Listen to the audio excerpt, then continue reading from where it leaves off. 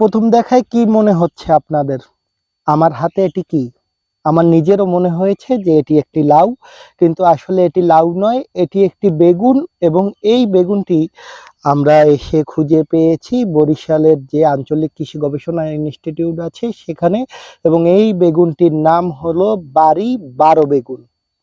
আসলে এই বেগুনের এমন যে জাত, এই জাতটি আজ থেকে প্রায় ৫ বছর আগে উৎপাদন হয়েছে এবং বর্তমানে এই বরিশাল অঞ্চলে প্রায় ১,০০০-এর উপর কৃষক এই বেগুনের চাষ করছে এবং তারা স্বাবলম্বী হচ্ছে। এবং এই বেগুন সম্পর্কেই আজ আপনাদেরকে জানাবো। চলুন বিস্তারিত জানি এখানকার যারা কর্মকর্তারা আছে তাদের মুখে। বাড়ি ১২ বেগুন সম্পর্কে বিস্তারিত আপনাদেরকে জানানোর কথা বলেছিলাম। সেই বিস্তারিত জানানোর জন্যই আমাদের মধ্যে এরই মধ্যে উপস্থিত হয়েছেন এই গবেষণা ইনস্টিটিউটের যিনি বৈজ্ঞানিক কর্মকর্তা, তার সাথে আমরা একটু কথা বলবো। ম্যাডাম, আপনার কাছ থেকেই জানতে চাচ্ছি যে আসলে এর চাষাবাদ পদ্ধতিটা জানতে চাচ্ছি যে কত ফুট দূরত্বে আসলে এক একটা গাছ লাগাতে হবে, বা এই যে নেট দিয়ে যে ঘর বানিয়েছেন আসলে এইটা জরুরি কতটা, বা কিভাবে কি যদি একটু বলতেন।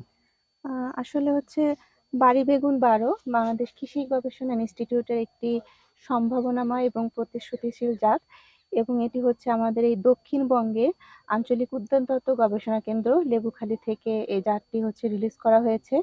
এবং এই জাতের প্রধান বৈশিষ্ট্যটা হচ্ছে এটা আসলে সুন্দর একটি হচ্ছে শেপ, আকার, এবং এটি দেখতে একটু দৃষ্টিনন্দন। এবং বাজারে এই আকারের জন্য এটা হচ্ছে কৃষকরা বাজার মূল্য বেশ ভালো পাবে।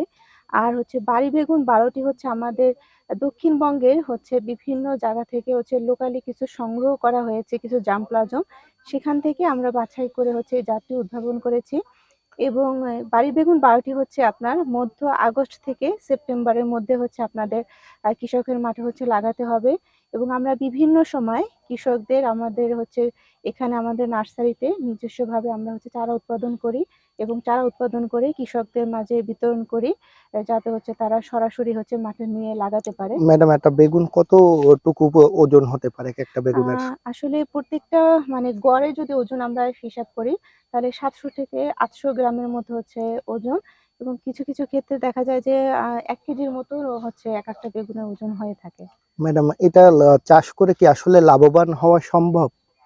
হ্যাঁ, আসলে হচ্ছে লাভবান হওয়া মানে অবশ্যই সম্ভব।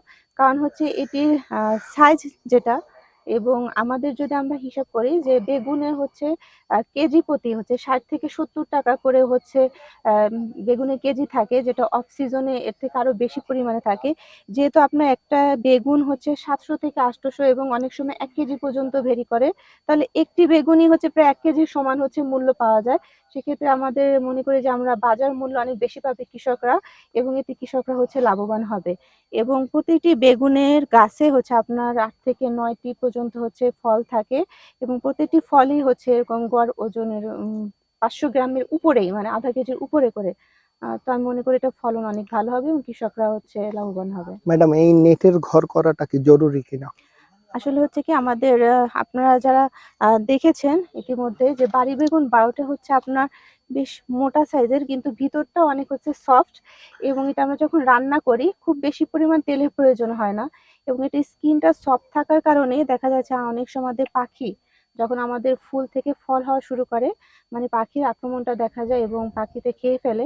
সেজন্য আমরা যদি এভাবে যদি নেট করে দিতে পারি তাহলে হচ্ছে আমাদের আসলে পাখির আক্রমণ থেকে আমরা রক্ষা পাবো এবং হচ্ছে ফলনটা আমাদের ভালো হবে। ম্যাডাম, কত টাকা পুঁজি নিয়ে আসলে এইটা শুরু করা সম্ভব? এর মাঝে হচ্ছে আমাদের বীজ হচ্ছে আমরা বিনামূল্যে দিয়ে থাকি এবং চারাও বিনামূল্যে দিয়ে থাকি।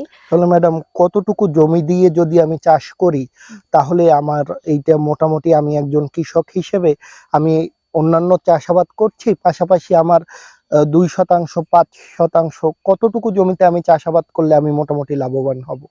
আ আসলে আমাদের দক্ষিণবঙ্গে হচ্ছে ভাবে আ বিশাল পরিমাণে হচ্ছে জমির সংখ্যা খুবই কম।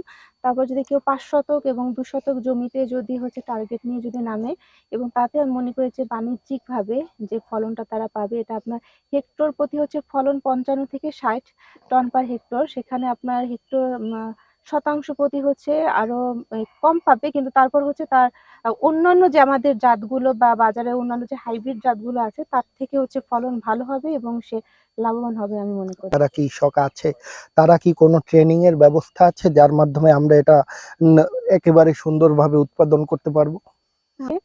মাঝে মধ্যে হচ্ছে আমরা বিভিন্ন প্রকল্প এবং আমাদের রাজস্ব অর্থায়নে হচ্ছে এই সবজি ফসলের উপরে হচ্ছে ট্রেনিং এর প্রোগ্রাম করে থাকি এবং মাঠ দিবস আয়োজন করে থাকি। ওইখানে মাঠ দিবস এবং ট্রেনিং এ আমরা হচ্ছে কৃষকদের এর উৎপাদন কলা কৌশল সম্পর্কিত আমরা ধারণা দিয়ে থাকি এবং এটি হচ্ছে আমাদের সিজন শুরু হওয়ার আগে আমরা দেওয়ার ব্যবস্থা করি।